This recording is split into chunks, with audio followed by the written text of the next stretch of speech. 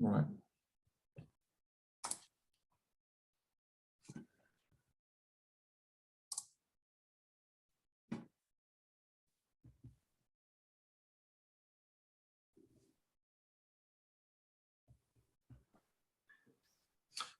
Welcome everyone. We're just letting everyone join the webinar and then we'll make a start.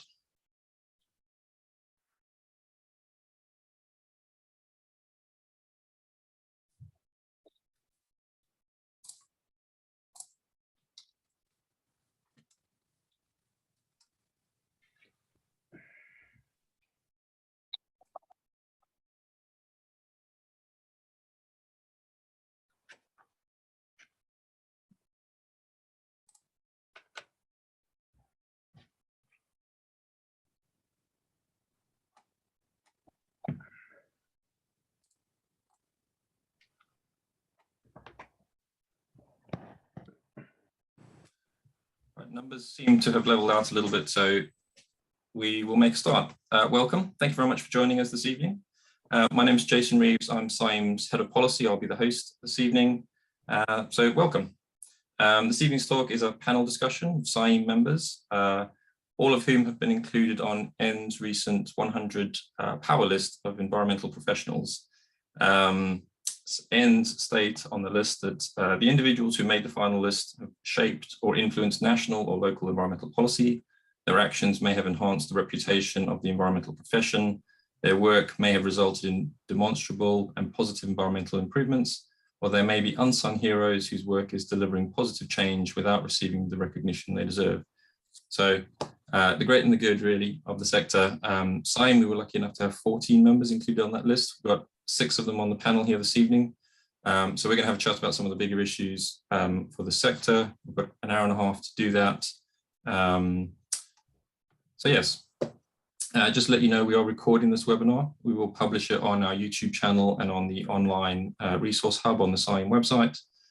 There are other webinars there to go and check out as well, but it will be uploaded there soon after the webinar closes. So today's panel, all included on EN's 100 list, we have Julia Baker, Alastair Driver, Tanya Ferry, Sally Hayns, Paul Rooney, and Stephanie Ray. I'll just ask them each to introduce themselves briefly, and then we'll get on to the questions. So Julia, if you'd like to start. Yes, hello everyone, and thank you very much for the invitation to join. So I'm Julia, Technical Director here at Wood at Biodiversity Netgate. Thanks very much. Alastair. Hi folks, I'm Alastair Driver. I'm Director at Rewilding Britain, and some of you will know me in my former role, Head of Conservation at the Environment Agency. Thank you. Tanya. Hi there, I'm Tanya Ferry. I'm an estuarine scientist working in maritime and ports. Thank you. Sally. Hi, I'm Sally Hayns. I'm the Chief Executive Officer of the Institute. Thank you. Paul. Hello, I'm Paul Rooney. I'm an academic at Liverpool Hope University, where I'm a sand dune nerd, and I'm also an ordained minister in the Catholic Church, which has got something to do with the environment as well. Hello. Thanks, Paul. And last but not least, Steph. Hi, I'm Steph Ray. I'm an ecologist and a past president of CIEEM. By day, I run a consultancy called Nature Positive that helps businesses look at their biodiversity impact. And by night, I'm the chair of conservation charity, the Mammal Society. Thanks, Steph. Right, we'll move on to the questions. Before we do that quickly, just to remind everyone, if you put any questions in the Q&A function, we'll probably pick them up as we go through, because I think we'll move through a variety of topics rather than coming to them at the end. So yeah, any questions as things come up, please do put them in the Q&A function, and we'll move on to some questions then. So we're going to phrase things or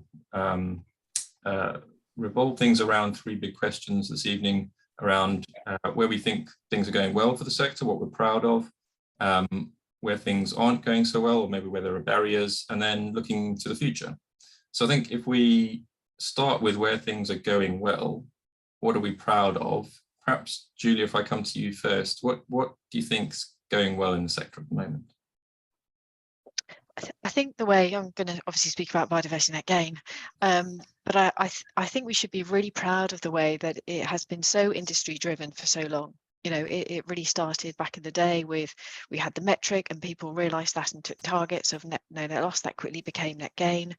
And it was something that industry said it's no longer okay to have a consenting process for development that says, okay, development, go ahead with biodiversity loss. And it was that discussion in industry that picked it up, and it was by no means perfect, but at least we were the ones that were driving it forward. And we had the good practice principles, we had the guidance, we had the British standards. We're getting all these nuts and bolts in terms of how do we start to change the system? How do we start to fix the system? You know, so this consenting system of development was not working. You cannot consent development with biodiversity loss anymore. That's not okay. And the way that now we led that way, and it's now going into policy and legislation, which is very much needed. But that's very, very different if you look internationally. You know, most international countries which looked at no net loss or net gain or offsetting, it's always been the kind of the policy, the legislation driver, which I don't believe always works. It's needed at some point, but you're always coming along with the stick approach. You know, but the amazing work by people in the water industry, in the housing industry, you know, people really picked this up and said, actually, this is something we want to do. And that's something that we should be really proud of. It's interesting how it's been picked up in places like Scotland and Ireland without any policy driver at all. Yeah, very much so. And, you know, why is that? And you know, if you look at how things start and how things change, you know, you get these amazing inspirational people out there having that conversation who can really make the argument within their organization, but it's all these little points are really adding up, you know, and people who talk about it, and we've had some amazing case studies come through. And it is about recognizing this isn't a few bad apples, it's not a few bad development, it's the system. We need systemic change. And then when you get that thinking, right, what is systemic change? And then it comes into the other points that we're going to talk about in terms of training, skill development, you know, resources, all those kind of things. So it's not, you know, all the narrative about, oh, you know, it's development that's damaging nature. That's not the case. You know, the system was faulty. Let's fix the system. We're getting there with policy and legislation, but we need all these other things in place to really transform that system. Thanks. Would anyone else like to add anything on biodiversity net gain before we move on? Not specifically perhaps about biodiversity net gain. I mean, I think it's really good that we reached a point, well, it's not really good, obviously it's terrible, but we did reach a point where there was sort of widespread acceptance that no net loss wasn't working and something had to change. But I think what's really helped in relation to biodiversity net gain is that the biodiversity has become more of a political issue. It's still not a sufficiently important political issue to be, you know, to have its own sort of weight within the system when you know, looked at in terms of sort of economic arguments, but it's got a much higher political profile than it ever used to. And as a profession, we have a much higher profile than we used to. And the environment has a much higher social awareness profile as well. So I think in terms of the direction of travel, there is this sort of greater recognition of the importance of the environment, the importance of nature, and the IPBES report on sort of diversity of the values of nature, I think is very instrumental in kind of really sort of articulating that. And that's given us a much better platform as practitioners to try and argue the case for biodiversity recovery. And biodiversity net gain is a really important part of that within the development planning system. It needs to be much wider than that, of course. You know, we talk about the importance of development, but also we've got agriculture and you know, much greater land use. But it's I think we've made great strides in the last few years that we need to build on. For me, that's one of the things that is going well. It's heading in the right direction, not as quickly as I'd like it to be, and you know, not as widespread, but it is heading in the right direction, I think. Thanks, Ali. Paul, what are you proud of in the sector?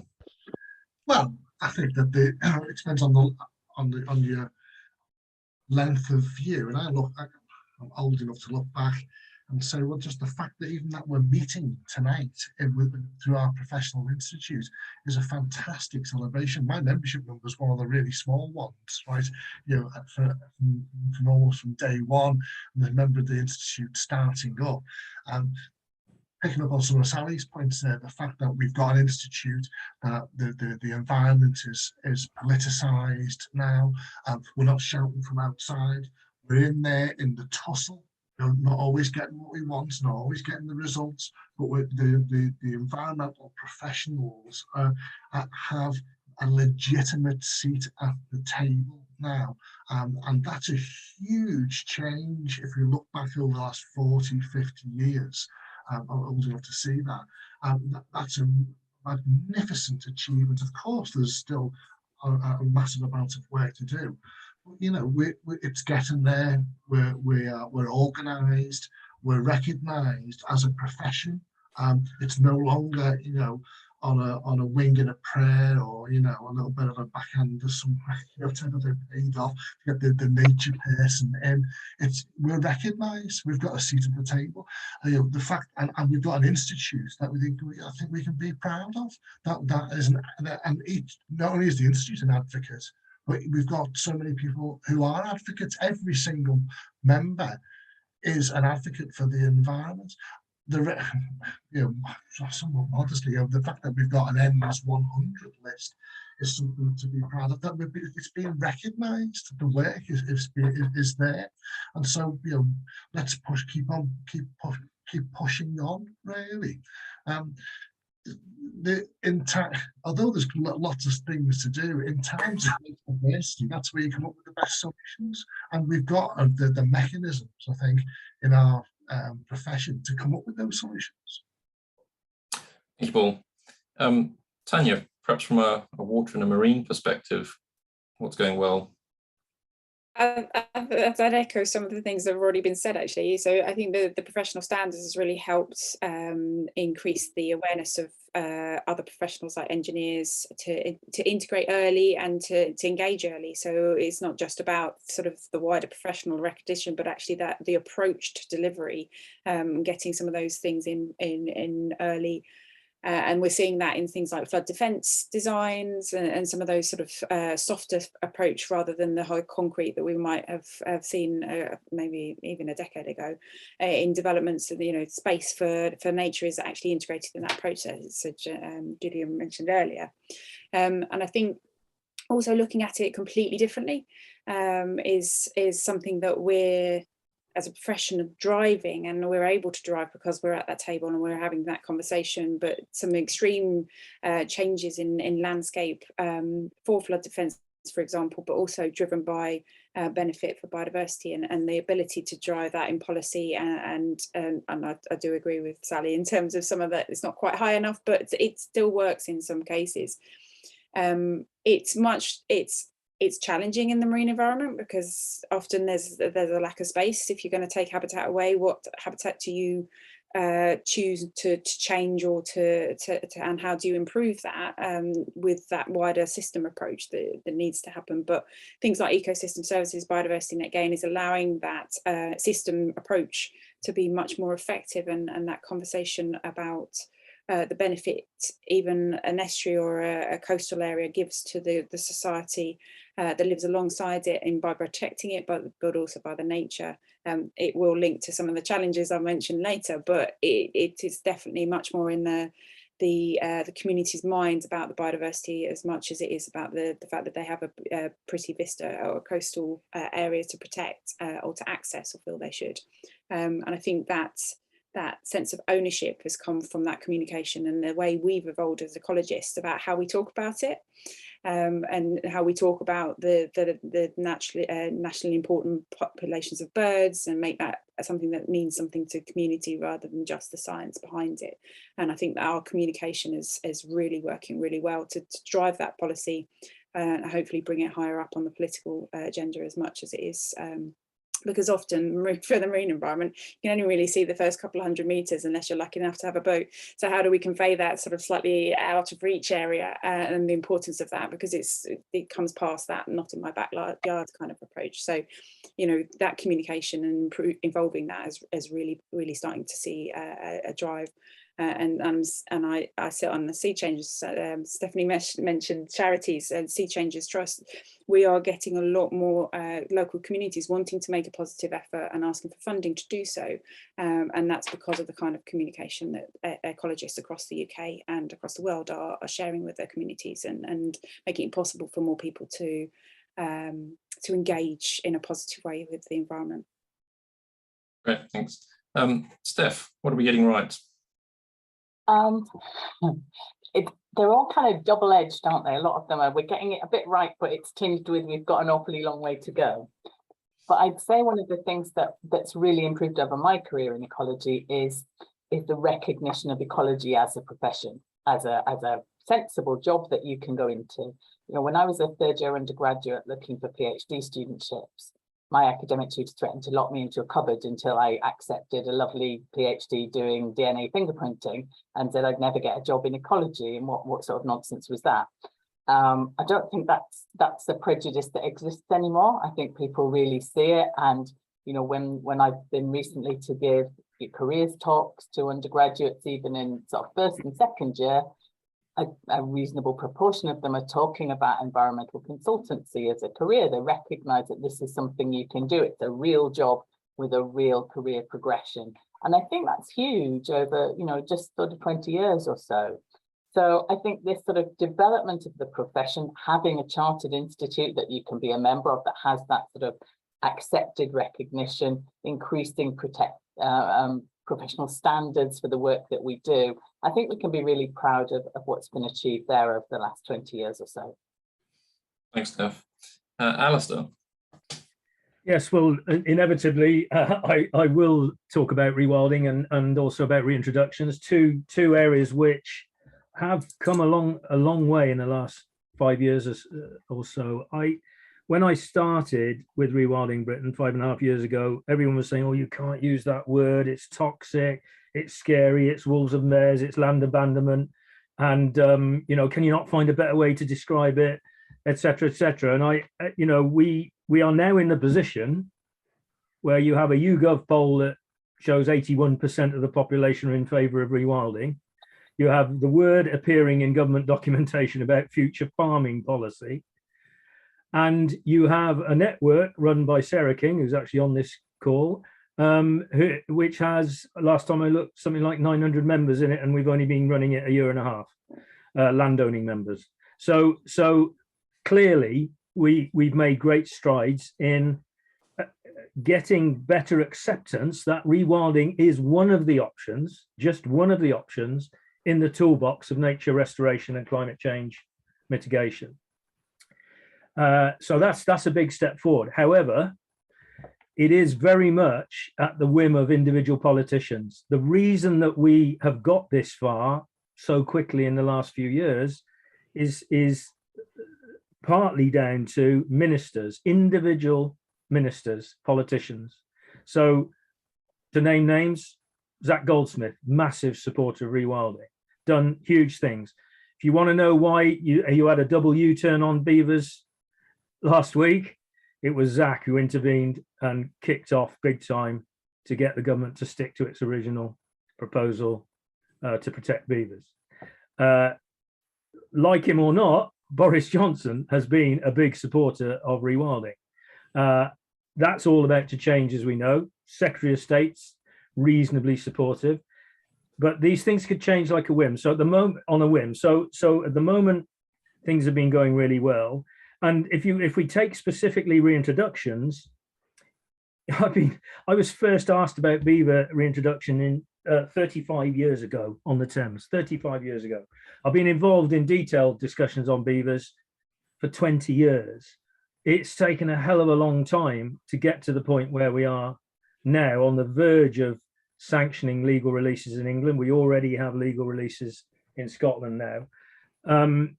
Clearly, you know, you have to be patient in this game, but you know, the fact that we've got white-tailed eagles on the south coast would never, I would never have put money on that in my lifetime.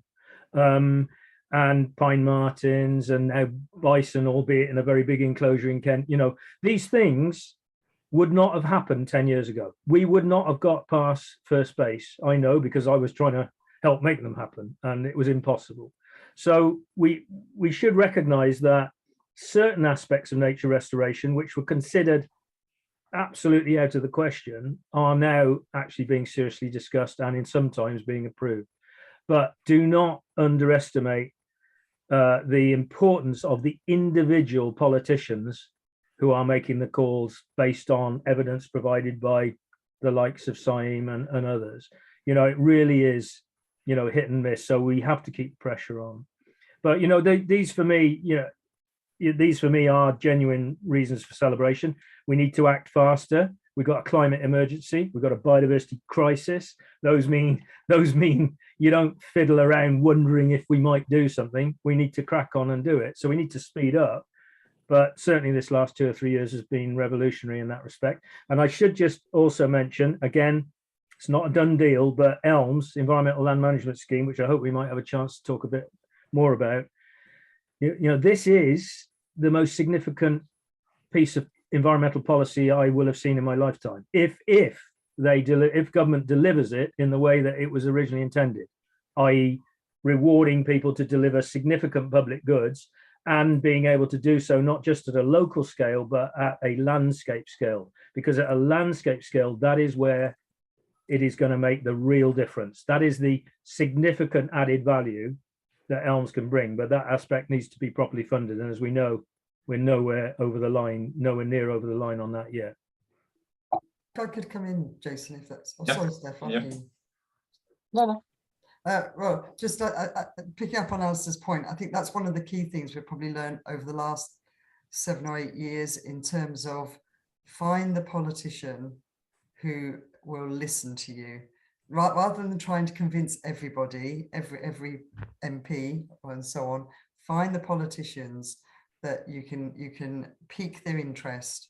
You can give them something to champion, perhaps, and find them and work with them and on them, and also key civil servants as well. I think we've learned that, and we've made some really good gains. As Alastair again says, it can disappear overnight. They fall out of favour, they resign, whatever, and that's, you know, one of the challenges of working with any political system. Effectively, it's quite short term, and we're looking at trying to effect long-term change. The other thing, though, is that I found quite interesting is the increasing divergence of environmental legislation and policy in the UK. So, you know, we had 2 systems. We had the UK system and we had Ireland, and we were all under the umbrella of the EU. Divergence was happening to some extent anyway before Brexit, but is obviously gathering a pace now. And what I think that the opportunity that gives us is different countries, different political systems are taking slightly different approaches to nature and the environment, and you can actually use that to influence those that are lagging behind. You know, there was the Wellbeing of Future Generations Act legislation in Wales, which we could use, and we did use, to say to politicians in Westminster, well, look what's happening in Wales, for example. You know, a lot of the things, they're really engaged political system in Scotland as well, I think is something that we've been able to work with, but also use to try and influence political systems that are kind of lagging behind. So I think our, certainly as an institute, but also as a profession, we've learned a lot in the last sort of 10 years or so on how to, I don't want to say play the game, but how to have more impact in influencing policy and legislation. It's tough at times, especially when your key supporters sort of disappear overnight, but you just have to go again. We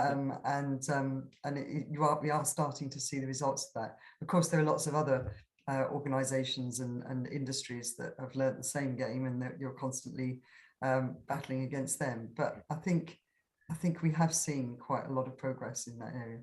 Yeah. So we've touched on a few challenges and barriers already. If we sort of pick up on the big picture, the sort of highlights from each of you then, where you think the real challenges, one big challenge maybe is for the sector. Tanya, you mentioned that. We come back to you. Yes.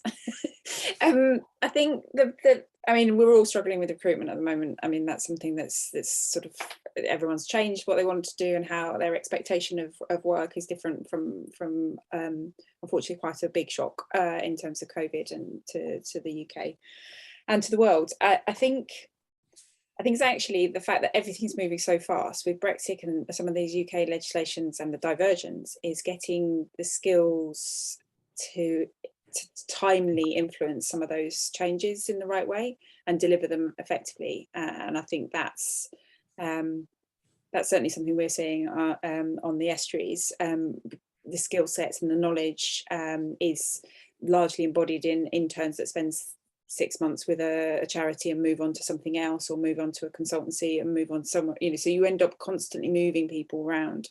It means that everyone's well versed in a lot of things, but some of those specialists sort of seem to lose traction to be able to drive some of these things forward. So I think that's something that as an institute is something we perhaps want to think about, how we make sure that some of those specialists are engaged and able to develop into really being effective, as Sally mentioned earlier, to try and get those gaps in knowledge drilled down or identified, because it's often the same people, same groups of people that come to the same thing. Of course, we're teaching ourselves the same things again and again, but we can't do it necessarily as fast as policy needs us to. So I think that's something we need and have to track certainly in the next 18 months to 2 years. Thanks. So let's just stick with the capacity and skills element. Julia, you brought that up. I don't know if you want to mention something about that, and then we'll move on with other people's challenges and barriers.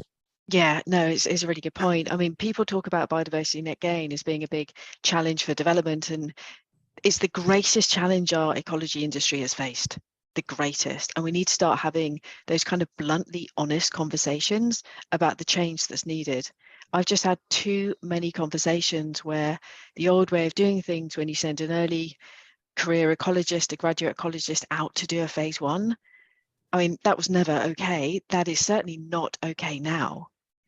You know, it really isn't. And my worry is that people are kind of stumbling across this, thinking that's going to be okay. We just tack on UK HABs, you know, habitat, or just, you know, there's that little tab in the metric where you can translate phase 1 into the metric. It's really not okay. And as an industry, we have to recognize that. And again, it comes back to the point about this is systemic change. So it's moving from a phase 1 by, you know, kind of, the army of surveyors that people get into a place where we are investing in the skills needed. And if you track the skills needed throughout BNG, the surveys, you know, UK habitat classification is a brilliant classification. There's training out there. Then you get into the design. The England approach for biodiversity net gain is about habitats. We have never asked an ecologist to design and produce a management plan for habitat restoration, enhancement and creation over 30 years. We cannot expect people just to pick this up, you know. And then the management plan as well. I mean, I reckon the success of biodiversity net gain is probably 60-70% on the management plan. And we don't have to go far. I mean, you go to a nature reserve and, you know, they've been working on adaptive management plans for so long because that's what they do and the skills are there. But as an ecologist, we don't have that. And I keep having these conversations and people are starting to get it. And I think that there's a huge piece and a huge discussion point for our industry to say, okay, bluntly, we're now on a very fast moving, downward slide towards mandatory net gain, and we are not ready as an ecologist. It's, you know, we've got that long way to go. And where is that roadmap and what does that look like? And I think it's, you then start unpacking the implications. So, you know, I've run a couple of the training courses, and I'm always so grateful, but also so mindful when you get independent consultants come on board. So it's their cost, you know, that they're employed themselves. They're on my training course, so they're not earning. And you suddenly start to track you know, just the implications of this and what it's going to mean for, you know, not just the big consultancies, but also all of the independent consultants in saying, okay, well, we need to raise the bar up. That's great, Julia. Do you realize the impact on me? You know, and how is that going to work? And that then also comes into where do we want to go as an industry and where do we think is okay? And just touching on the conversations that we've been having about accreditation, you know, what does that full-blown biodiversity net gain practitioner look like? There's UK habitat surveys, there's designing habitats. Is that accreditation? Because at the moment we have a metric where if you do rivers, you need accreditation. But if you do the other habitats, you don't. You know, where do we stand with that as an industry? And I think that there's a moment now when policy is being written, when policy is being decided, when we're getting a consultation about the metrics to stand up as an industry, to have a very strong position, but also to recognise what that road ahead looks like. Because otherwise we're just kind of stumbling across this and it's like, okay, what does that path look like? And Steph, to come back to your really good point, you know, back in the day when I started out as an ecologist, the biodiversity net gain consultant didn't exist. You know, where's the job, you know, where's the job description? Match that against skills, against a competency framework, map that against training. And it's that whole chain of events that we're working towards it, but we don't have. And I echo the points about needing to speed this up. Would anyone else like to come in on skills and capacity? Alastair?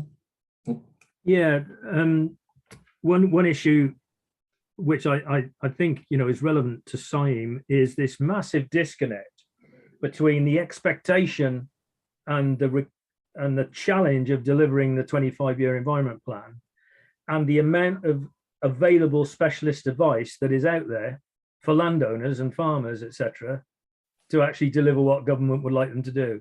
Now, we've all raised this. I know, Sally, you have, and many other organizations have raised this through the many years of discussion on ELM.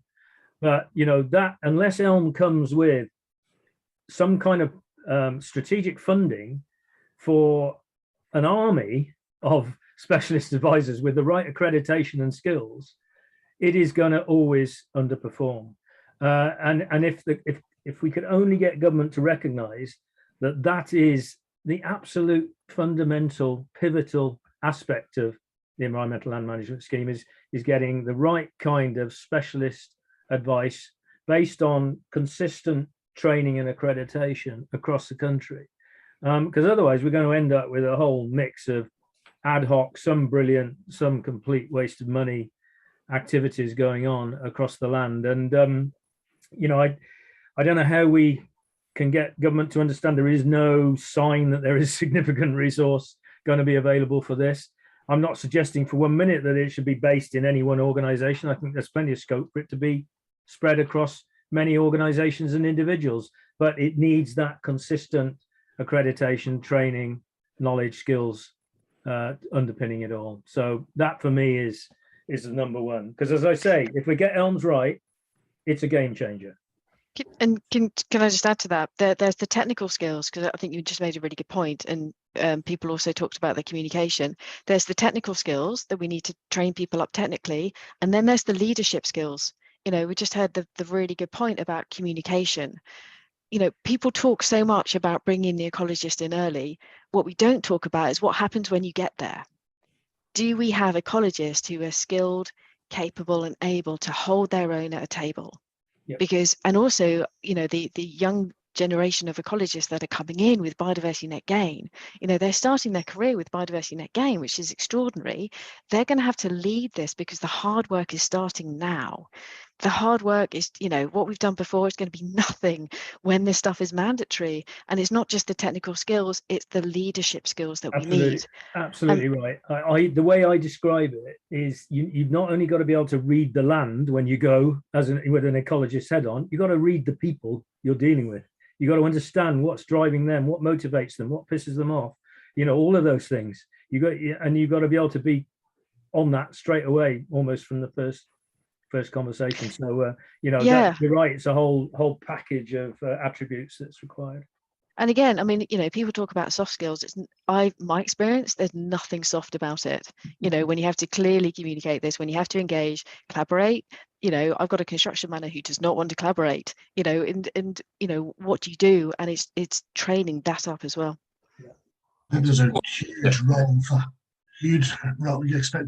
I work for a university, and there's a huge role here for higher education, and our institute started to make some really good progress with this, with the degree accreditation scheme linked into the competency frameworks. We've got the academic special interest group now, but there's a huge amount of work still to do there, because who produces the future ecologists and environmental managers? For the large part, it's the university sector, and yet the membership in the university sector, in the institute, is weak. And in the university sector, as I've written on blogs, it's not well supported. In fact, it's not supported to be a member of CIEEM. There's a massive job of work still to do there, because they're the people who I am part of the people who are producing your future employees. We're the ones who are training, setting out curricula, defining the skill sets, working towards accreditation things. And who knows where we're going to go? The QAA agency has just been announced that they're disappearing. Right? So who knows what's happening with the frameworks now for benchmark statements, etc. This is working with the HE is crucial, but not only HE, not only to train those people up, not only to turn out people who are functional, good members of your consultancies, but also good members of society as well, in terms of being leaders in that. We're also looking backwards as well. We need to work with FE at least to set that groundwork, to encourage, work with organisations like the RGS, maybe BES, to encourage people to take geography, for instance, and biology, because the numbers have crashed. And those routes are where they come through and then go into university. So you've got to look where they're coming from, the whole educational experience. And they need to be going out into the world well equipped to deal with all these complex things. But not only to, I'll just go back to, I'll bring in something now, which is something I'm promoting. I think we need to be people who can deal with complexity, because ecology isn't just biology. Ecology is much more than that. And if we take the notion of integral ecology, we've got to be careful, I think, to think that you talked about a biodiversity crisis and environmental crisis. Then people talk about a social crisis. They're not two crises. They're combined. They're one, right? They're integral between them.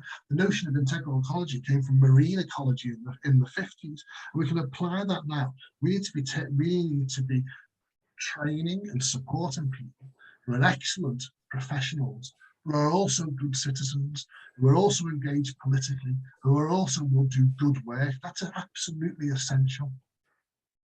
Thanks, Paul. Sally, I don't know if you wanted to add, there are other routes into the profession as well. And yeah, other routes are available, but you know, still 95% plus of entrants coming into the profession come through the degree route. It picks up a couple of key points, really. One is that in addition to having a bit of a capacity crisis in the profession now and forecasting into the future, we are not a very diverse and inclusive profession. That is something that is, I think, quite shameful. The level of environmental awareness and activism amongst young people of all backgrounds is high, but that isn't translating into our profession. So, you know, our current, you know, new area of work around ED&I is very important. I'm really pleased that the governing board has allocated some funding for the next 5 years towards ED&I work, and that is being supported by organisations such as WSP and RSK Biocensus and Arab, and we hope some other partners as well. And as on the back of that, we've just appointed our first ED&I engagement officer, who's joining us next month, specifically to work on helping to create a more diverse and inclusive industry going forwards across all sectors, not just consultancy, but across the ENGO sector and, you know, across industry, public sector, and so on. And we'll be working with a number of partners to build on that work. I think the other thing I'd say is that we as a profession, I don't think we're always that good at embracing new technology and new ways of doing things. Sometimes I feel we're kind of pulled kicking and screaming along with technology, new technological innovation. And the point that Julia mentioned as well before is, we've got some people working for very big consultancies who might be at the cutting edge of innovation, but we've got a lot of really small consultancies and small charities, small NGOs that don't have a lot of funding and can't embrace technology as quickly and kind of get left behind. And we've got to be careful that we don't allow those gaps to appear. And then finally, just coming back to Alastair's point, I so agree with you around the environmental advice and making not just ELMS but agri-environment schemes, agri-funding schemes across other countries of the UK and in Ireland work as effectively as they can is so important. I mean, last year we worked with 8 environmental NGOs as part of the Back from the Brink partnership to specifically create a competency framework for farm environment advisors.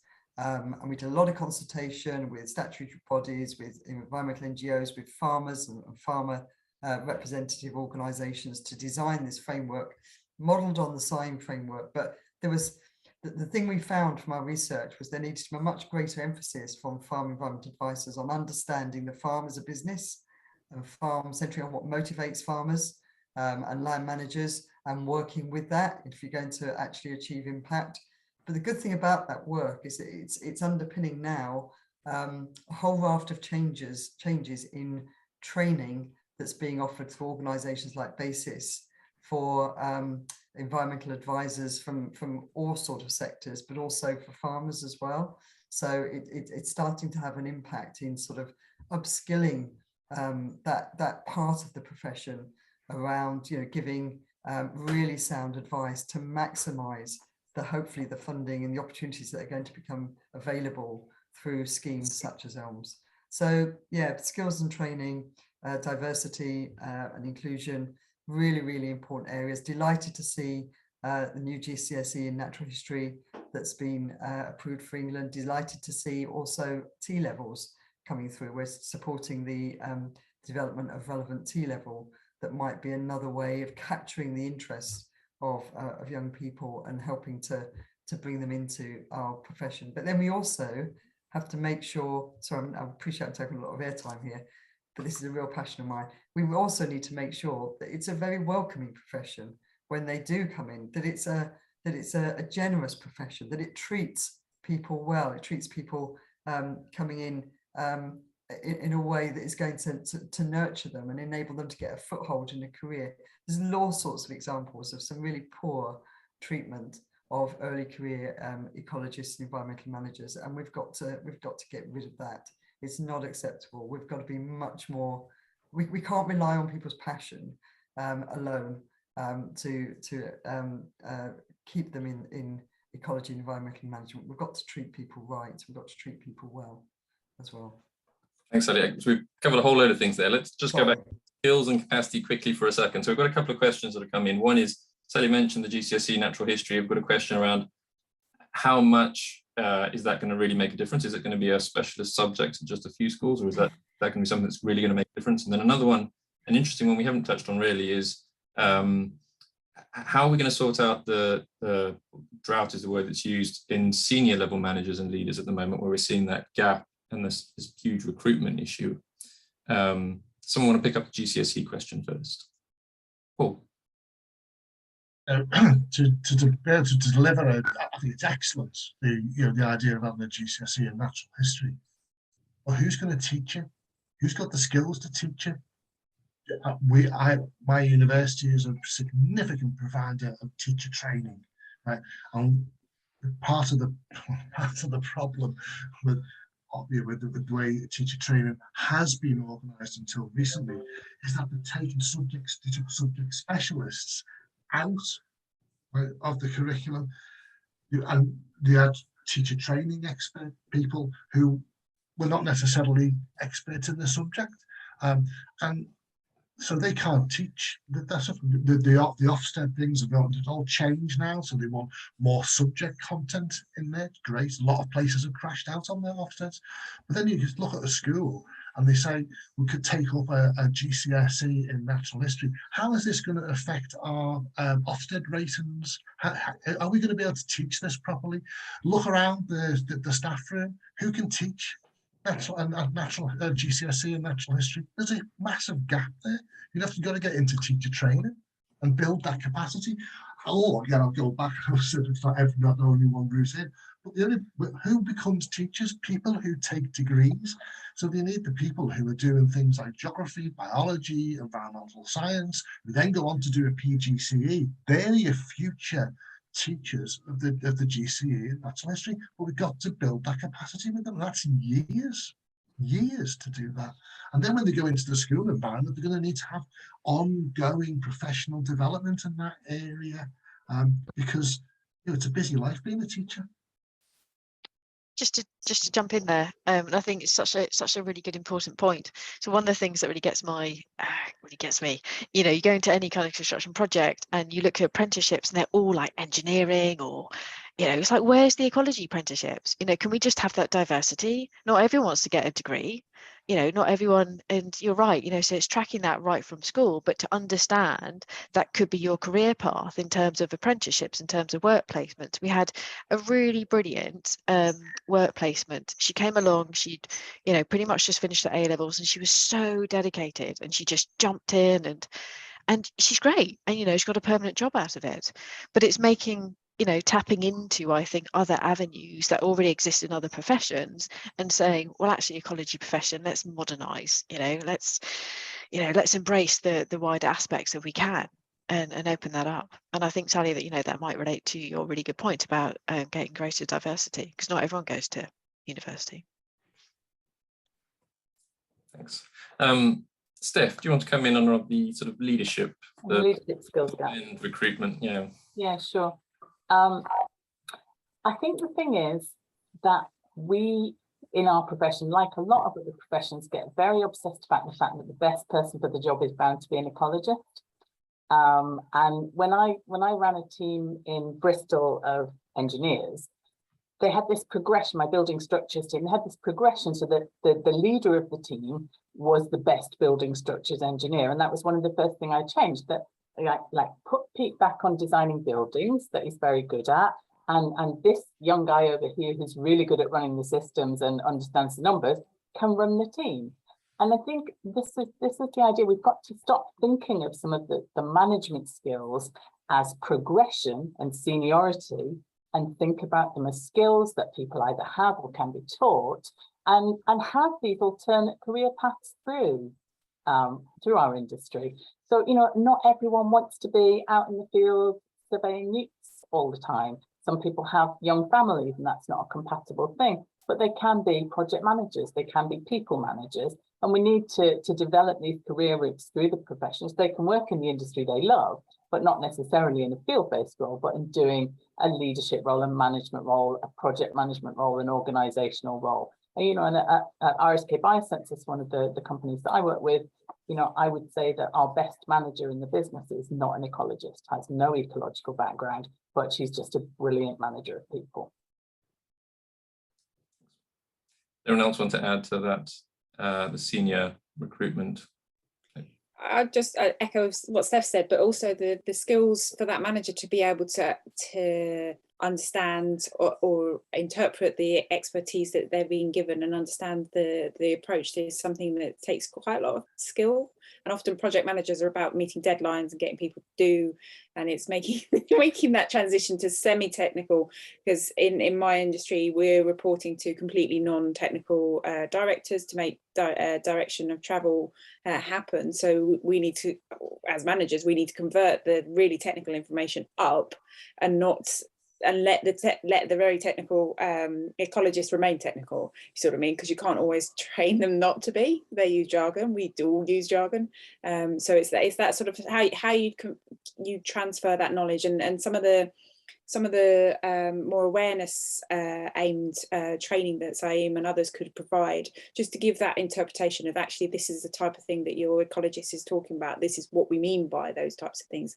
You know, I admit we have a glossary at where I work at the moment, and it is extensive.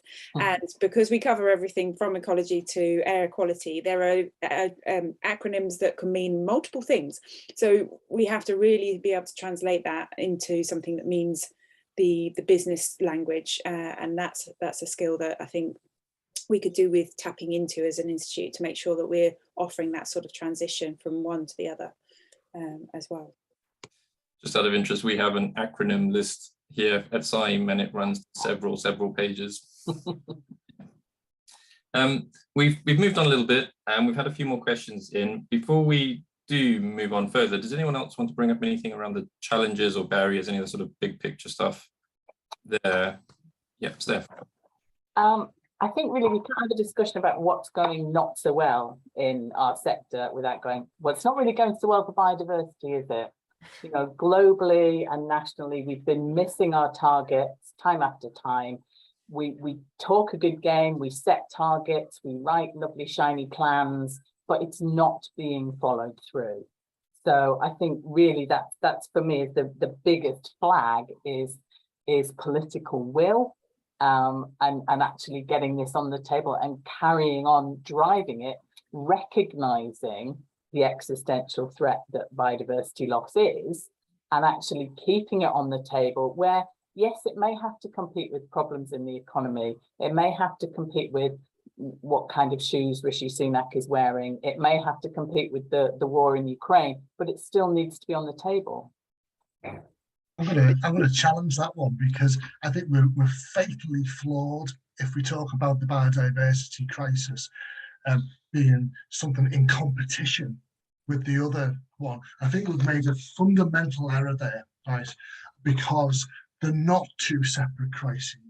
They're linked. It's one complex crisis. And if we hive off the biodiversity issue from the social issue, in my opinion, we're fatally flawed. If you want to look at it from a selfish point of view, you make the biodiversity crisis integral to all social and political decision making. If we see it as in competition and separate, I think it's fundamentally flawed, that one. Yeah, well, I agree with you, Paul, that it isn't in competition with things like climate change or with things like social inequality. But what I think is particular about the natural environment, let's say, is that it is central to everything else. That's exactly the issue for me, is that, you know, it doesn't matter if you've got a great policy on gender equality if you're all going to be dead because there's no pollinators. It doesn't matter if you actually manage to balance that equation and allegedly you're at net zero if, you know, we have seas that are dead. So, you know, this is the issue, is to really understand the very fundamental nature of biodiversity, how the natural environment underpins everything else that goes on.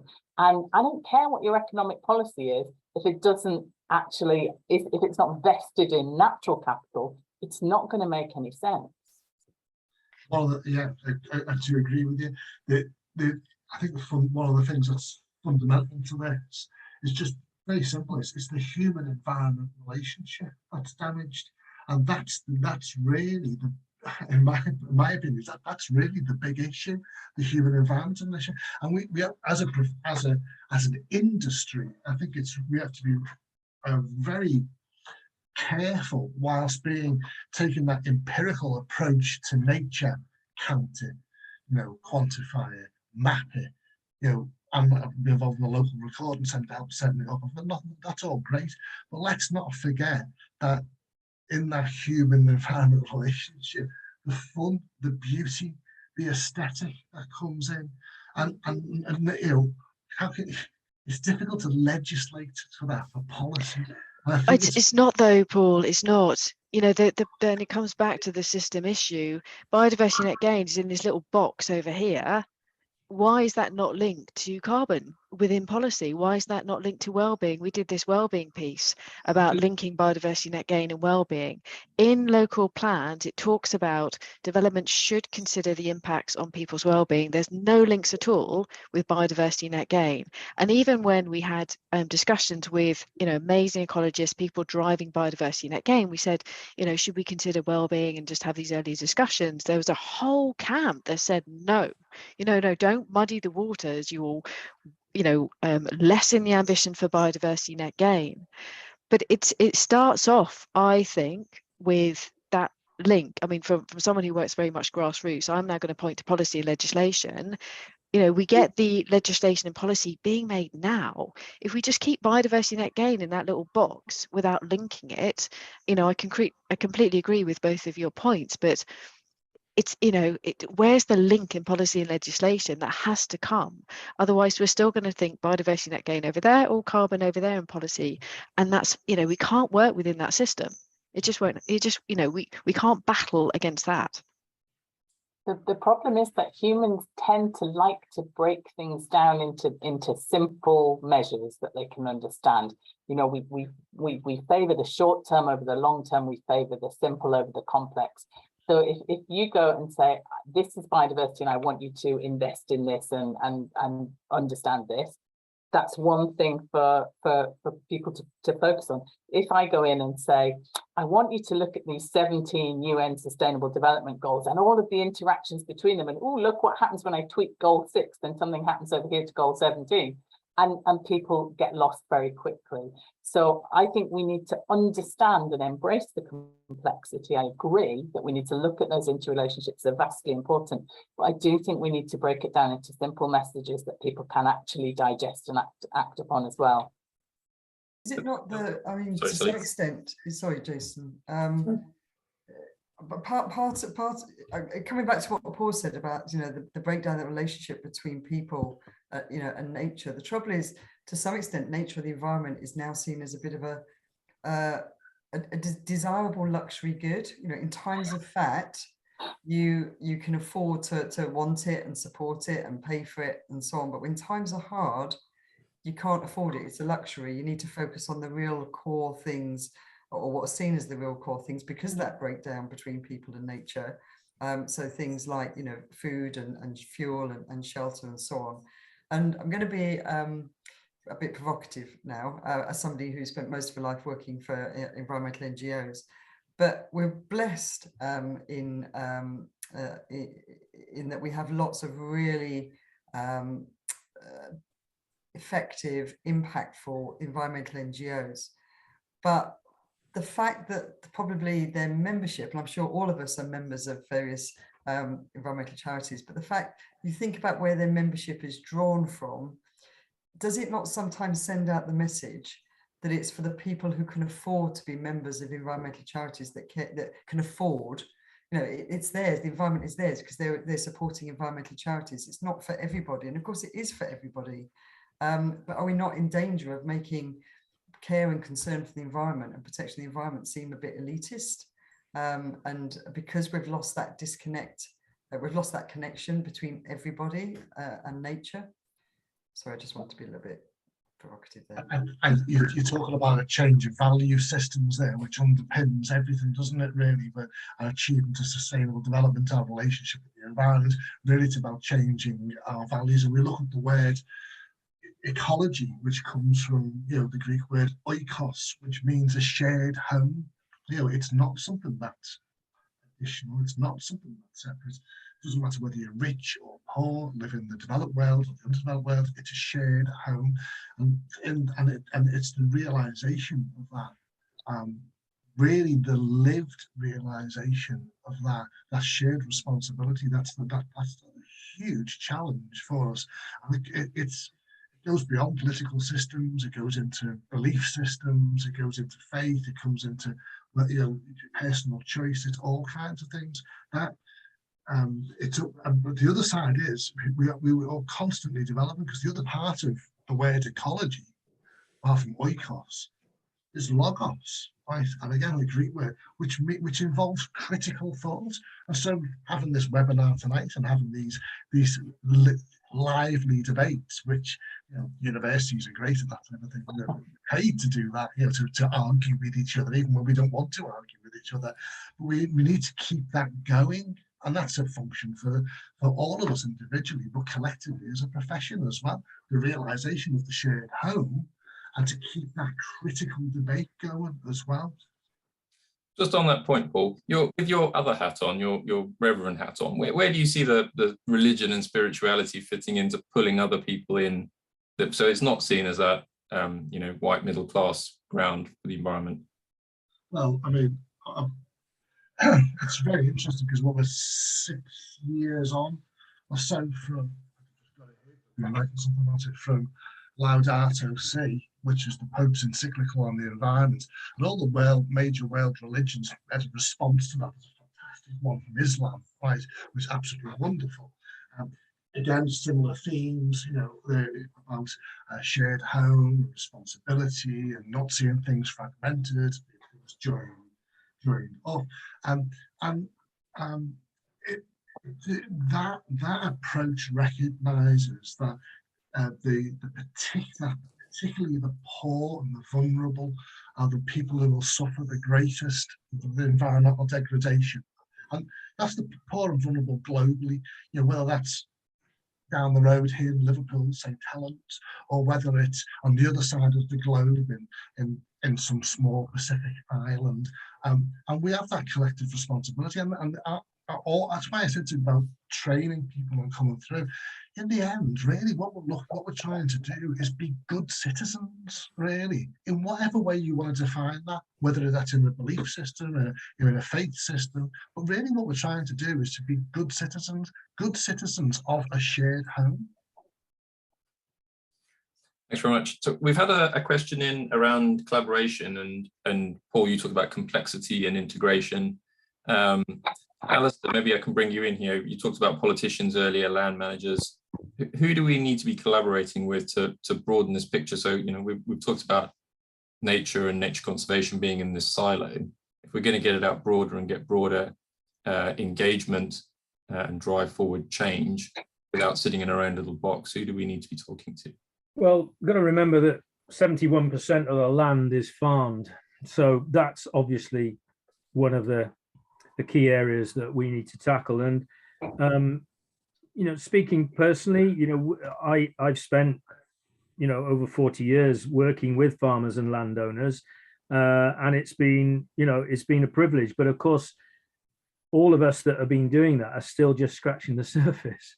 We are still dealing mainly with those who are minded to look for a better way. Back in the old days, it was FWAG, Farming and Wildlife Advisory Groups, bringing people to our attention. And now there are a multitude of charities doing good work on this, but it is still just a tiny minority, and we need to try and somehow work on the farming unions more and better than we have done.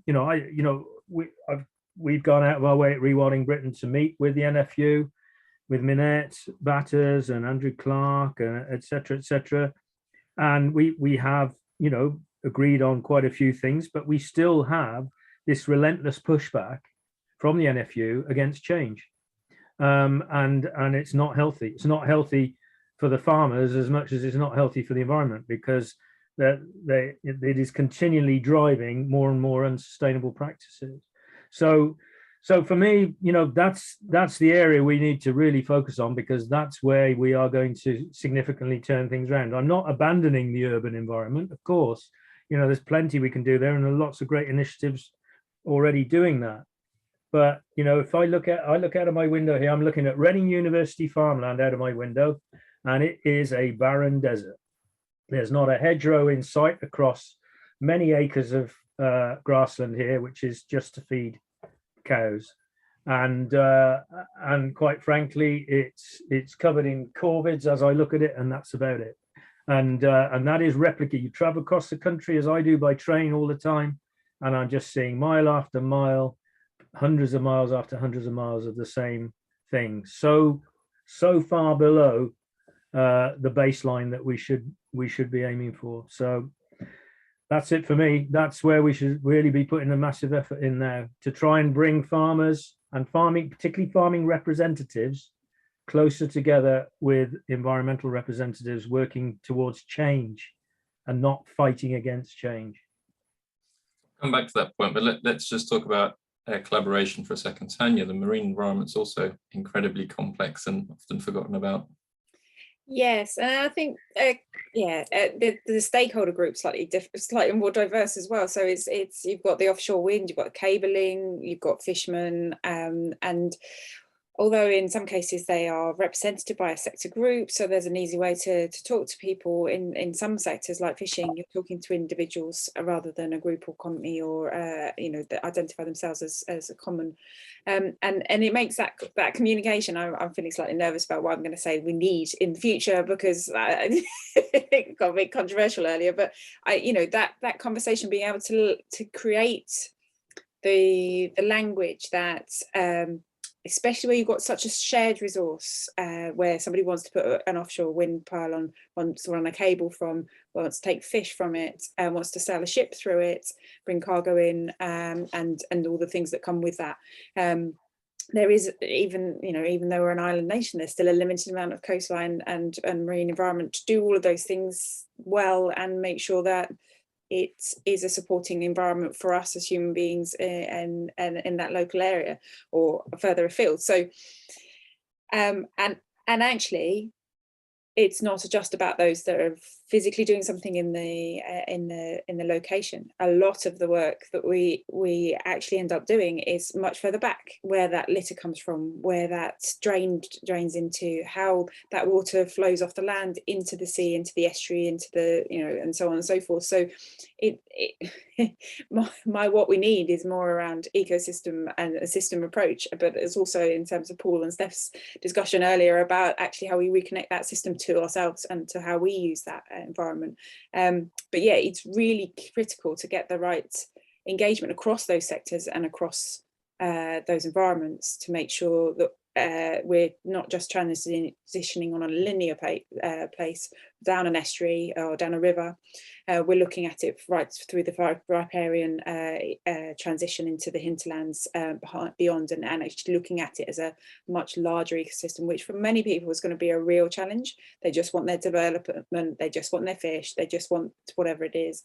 And then as an ecologist trying to manage that, it becomes quite challenging to balance all of those consequences and make sure the management of all of these systems is fair, equitable, and just as we look at that transition, it's going to even be more complicated. There's going to be different effects. We're going to have more renewables. We've got different types of renewables coming in now with the Crown's offshore floating wind rather than and turbines, tidal turbine developments now coming in much more of a fore. So there's a whole set of different approaches, and we've got sea level changes. We're sinking over in the southeast, so you've got those different challenges that that actually we can't control the change in fish populations, the catches, and the impact that has on the fishermen locally, because some of it has already been because we've acted 40 years ago. So some of that is quite difficult to convey, and I we'll continue to do it, but we've got to start thinking about it as a much more integrated system that we are part of and we're connected to, whether that's as ecologists or as the society itself. I think that's going to be the fundamental. Cool. Tremendous. I mean, that interconnectedness is just so important. This is where we start talking about the values of training, of education, and underneath that, the as I mentioned before, the value system, because after all, we are part of nature, aren't we? And we're included in it. And if we try and we have to recognise that the non-human creatures, the things that are not us, and the ecosystems themselves have intrinsic value. And when we don't recognise that interconnectedness, when we don't think about how we're reliant upon the natural world, or whether we forget that or we don't see that, what we're actually talking about is a moral human failure. That's really, really important. However you want to frame it, it's a failure of human morals. And that deeply disturbs me. I'm sure it does lots of other people. And that's why we need to see that connectedness much more. On that solemn point, sorry. At least 3 of you have mentioned system change, so maybe we can delve into that a little bit. Steph, I know you've mentioned it before. What does it mean? What does that look like? I guess it means that really we're not in a position now where we can just carry on tinkering. We can't just make slight changes to how we go about things. We can't do, 20% net gain instead of 10% net gain and expect everything to be all right. What we're talking about is we have to actually go away and rethink how things work. We need to rethink the structure of our economy. We need to rethink the structure of our society and bring it back into connection with nature. Now, the Treasury themselves commissioned a report on this. We have the Dasgupta report that said, our current economic systems and social structures are effectively broken. They don't work, and you're never going to achieve sustainability, whatever we want to call it, following them. We have to go away and rethink. And so we need to engage all parts of society, really. It isn't just something that happens at the top with political engagement and at the grassroots with ecologists on the ground. It's something that we have to get through all of society. We have to bring it into business. We have to bring it into schools. We have to bring it into the healthcare system. And we need to really re-engineer our business models. And that sounds like a huge and impossible task, which is why people bury their heads in the sand and go, it's a lovely report, Professor Dasgupta, thanks very much, stick it on a shelf. But actually, that is what business does. What business does is it innovates. It finds clever new ways to do things that nobody else had thought of, to do it better, in this case, to turn a profit. We need to turn that level of innovation into looking at how we can operate sustainably for the benefit of everybody. And just to jump in, sorry, go for it, Sally. Well, no, I just want to make a bit of a plea, really, that as a profession that is trying to influence this and effect change, we need to be united in how we do that. Too often I see division between those working in the private sector, those working in the NGO sector, those working in the public sector, those working in industry, those working in academia. We're actually all trying to achieve pretty much the same thing, and we need to be working much more collaboratively and with much more purpose, and learning from each other and sharing our skills and knowledge to, if we're going to influence and effect systems change elsewhere, we need to be united as a profession. So that's my plea, if you like, for the future, is let's get rid of some of these artificial barriers that we've created, and see ourselves as one profession working in our different ways, but to affect change, but let's have that sort of united and common purpose. Sorry, Julia. No, it's a really good point. And I was just going to say, Steph, it's such an interesting point, isn't it? And I love your analogy about let's not stop tinkering and actually, let's really get into that systemic change. Because if you look at the headlines, right, the headlines of biodiversity net gain and, policy and legislation is coming out, it's talking about biodiversity and people. So, Paul, to come back to your point, if you then go into the details, it's that very blunt, you need 10% more biodiversity units than you had before. So there's a, and again, it comes back to this. I think we're kind of between a rock and a hard place of needing policy, needing legislation to do that big change. Here you go, industry, we're changing the system, but recognizing the failures in legislation and policy, because it won't give us that. The hard line is 10% in your biodiversity unit. It's like, what? Are you kidding me? We need to rethink the way that we think about development.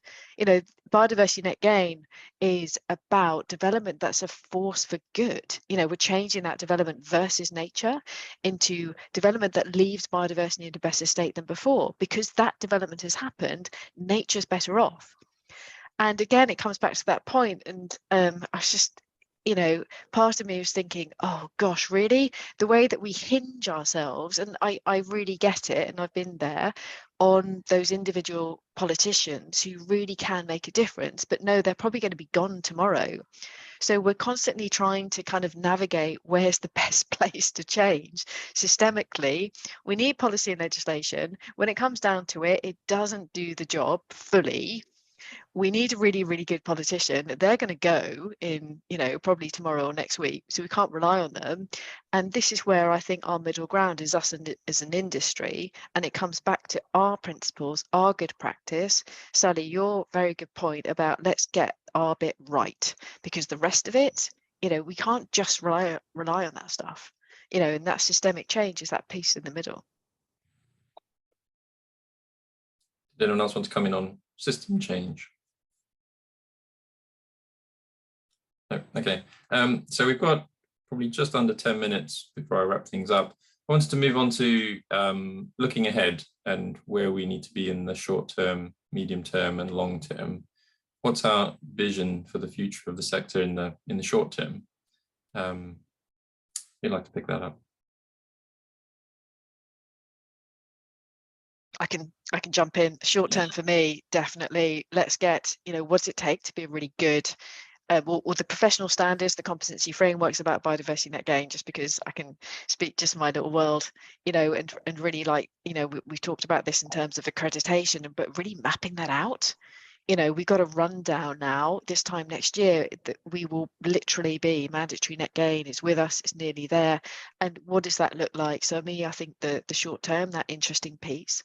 And I think it relates to so much more than just as a profession where we are, but coming back to the points that have been made about attracting more people into the industry, it's like buyer's confidence, you know, if that makes any sense, because people can see this is the career path. You know, they come in and they say, oh, I need a dormouse license, I need a bat license. And I was speaking to a young college the other day. She goes, what do I need to do to do biodiversity net gain? And I want something to hand it to her, you know, and point to her.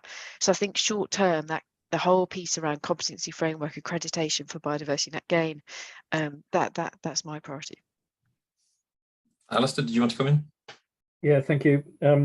Yeah, it's really sad to say this, but unfortunately, the most likely way for us to be successful in convincing policymakers and politicians to do far more and far more quickly for biodiversity and climate change is to demonstrate the economic implications of doing so.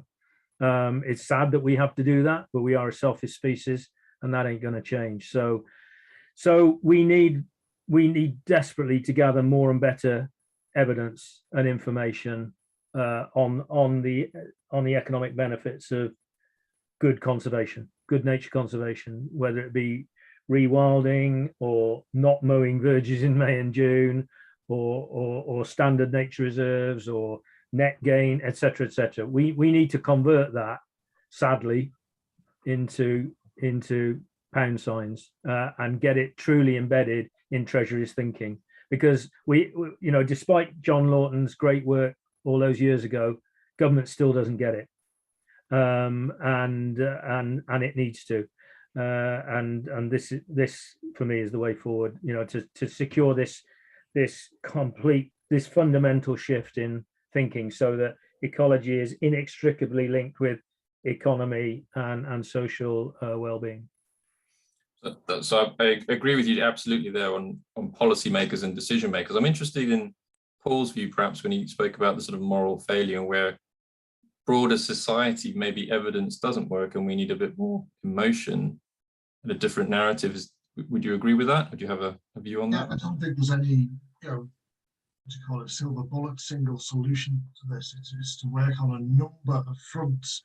I think, you know, we have to appreciate the, you might call it the softer approach, but perhaps the more enduring approach.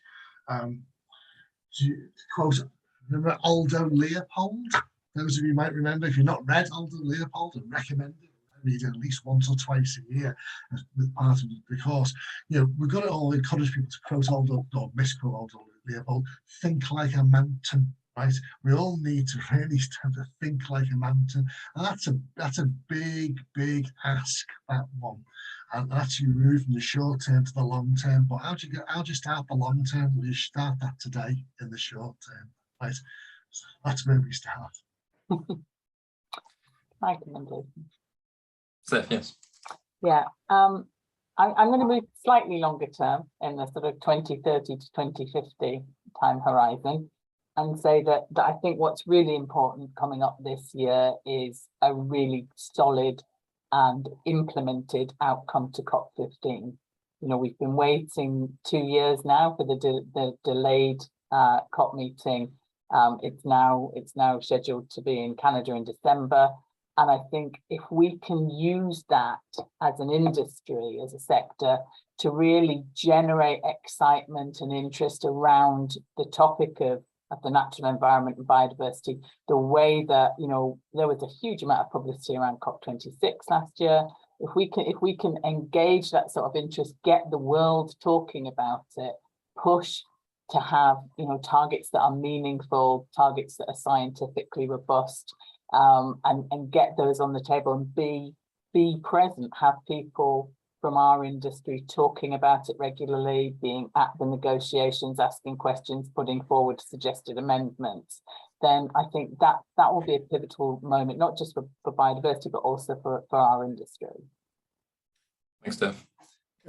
Can I just sorry, Sally. Picking up on both those points, you know, what I actually think we need to do in the short term is the mother of all communication strategies. We need to be clear about all our audiences, and we need to find the right ways to communicate them about the value of nature.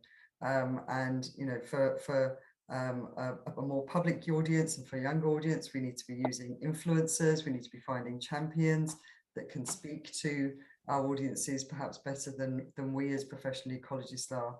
Because what we want is the public to be turning around to the politicians and saying, why do you keep missing these, you know, important biodiversity targets that you keep setting? And you've got 10 years to deliver them, and you keep missing them. Why? And you know, we need to mobilize that army, and I think that requires really good communication strategy and recognizing that we're not always the right people to do that, and we need to be looking at other people that we can get on our side and can communicate and champion and advocate for nature. Thanks, Sally. Just sticking with long-term goals, then Tanya. Sorry. There's actually been a short-term as well. Yeah, so I think we do need to look long term, and anyone who's read Callum Roberts' books around the unnatural history of the sea is a sort of more academic version of someone's made a comment about seaspiracy and some of the more contemporary approaches. We need to continue to communicate changes, impacts, positive or negative, so that people are aware of the changes that are going on.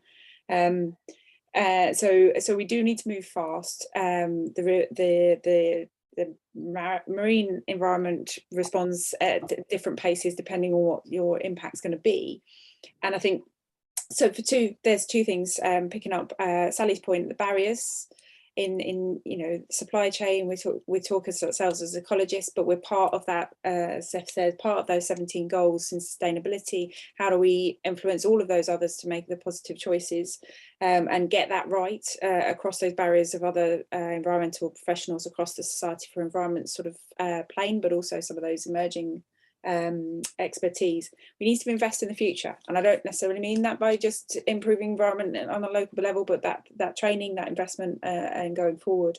And we need to be able to innovate the solutions now. There's lots of, and that's maybe where we can get the businesses involved, Steph, and build that process, give some solutions that work to help us as ecologists communicate, maybe even find solutions that we haven't thought of to do that. So I think that it's all kind of linked in, and none of that's going to take 5 years. It's going to take a lot longer, but that's why things like investing in the future in terms of new apprentices or academics, whoever they happen to be, coming into the industry on such a big scale, such a system scale approach is going to be the long term, but we need to start now for that long term strategy to work.